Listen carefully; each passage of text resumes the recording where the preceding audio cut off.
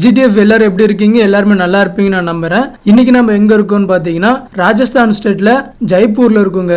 இன்னைக்கு நம்ம விளாக்ல என்ன பண்ண போறோம்னு பாத்தீங்கன்னா கார் டெலிவரி பண்ண போறோம். ஒரு வெர்னா கார்ல டிராவல் பண்ணிட்டு இருந்தோம் பாத்தீங்களா, அந்த கார் தாங்க நம்ம இப்ப எடுக்க போறோம். அந்த பிரச்சனை இந்த பிரச்சனைன்னு சொல்லி ஒரு 3 மாசம் கழிச்சு இப்பதாங்க நம்ம அந்த காரை எடுக்க போறோம். அவங்களும் எவ்வளவு நாள் தான் வெயிட் பண்ணிட்டு இருப்பாங்க. டைரக்டா நம்ம ஓனர் அண்ணனுக்கே கால் பண்ணி நீங்க வந்து எடுக்கிறீங்களா இல்ல நான் போலீஸ் கம்ப்ளைண்ட் பண்ணட்டுமா அப்படின்னு சொன்னாங்க. என்னது மறுபடியும் கேஸா?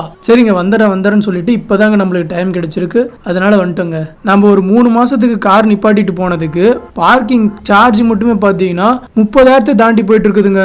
பார்க்கிங் சார்ஜ் மட்டுமே 30,000.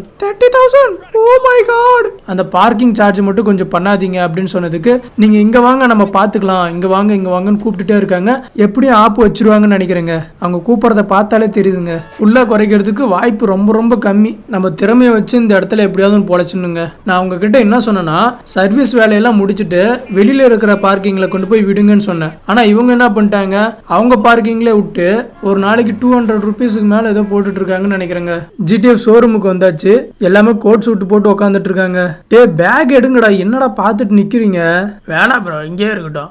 எவனோ தூக்கின்னு போறதுக்கா? நீங்க அப்படியே இங்க வந்து வாயை பொழந்துட்டு நிப்பீங்க, எவனோ தூக்கிட்டு போயிடுவான்டா சாமி. எடுங்கடா முதல்ல.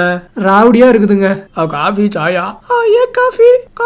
Coffee okay. சார்ஜ் கொஞ்சம் லெஸ் பண்ண சொல்ல. காஃபி ஜூஸ் எல்லாம் நகி. என்னங்க இவ்வளவு பே பண்றோம், ஒரு ஜூஸ் கூட கொடுக்க மாட்டாங்களா? ஜிடிஎஃப் அது மட்டும் இல்லாம அங்க ஒரு அண்ணன் நிக்கிறாரு பாத்தீங்களா, ஏங்க நல்லா மிரண்டு போயிட்டுங்க. ஒரு ஆப்பிள் ப்ராடக்ட் மாதிரி ஒரு ப்ராடக்ட்டை கொண்டு வந்து வித்துட்டு இருக்காரு. நம்ம ஊர் பஸ் ஸ்டாண்ட்ல எல்லாம் எப்படி 50 ரூபா ஹெட்செட்டோ இங்க அதே மாதிரி கொண்டு வந்து விற்கிறாங்க. அதாவது 26,000 ரூபா ப்ராடக்டை வெறும் 5,000 ரூபாய்க்கு விற்கிறாங்க. இது எப்படி ஒரு நாள் 2 நாள் தான் தாங்குமோன்னு எனக்கு கொஞ்சம் சந்தேகமா தான் இருக்குது. எப்படியும் நைட்டு பாட்டு கேட்டா காலையில குறன்னு இருக்கிற போதுன்னு நினைக்கிறேங்க. வைசு அண்ணா வாட் சேயிங்? கார் கடிச்சிங். என்ன சொல்றாரு? அட கடவுளே, என்னங்க அது? அரே அண்ணா பையா, கார் எல்லாத்தையும் கொஞ்சம் சேஞ்ச் பண்ணி அவர்கிட்ட ஏதோ சொல்ல, அதை பத்தி ஏதோ சொல்ல. Okay Bhaiya, follow me, your car show me. ஏங்க என்னங்க இது? என் காரா இது? ஏங்க எனக்குலாம் பார்க்கும் போது இதெல்லாம் எப்பா ஏங்க என்னாலலாம் பே பண்ண முடியாதுங்க. பில்லு எவ்வளவு தெளிவா பிரிண்ட் போட்டு கொடுத்துருக்காங்க, அந்த தெளிவு வண்டியில இல்லையாப்பா. காசும் தரப்போறது இல்லை, நான் ரெடி பண்றதுக்கு காசு தரப்போறது இல்லைங்க. சீரியஸா என்னோட திங்ஸும் காணுங்க. எங்க ஒஸ்ட் கண்டிஷனுங்க. என் திங்ஸ் எங்க? என் திங்ஸ் அந்த ஜெனரல் மேனேஜர் எவ்வளவு ரூடா பிஹேவ் பண்ணா, இதுதான் அவன் பாத்துக்கிற லட்சணமா?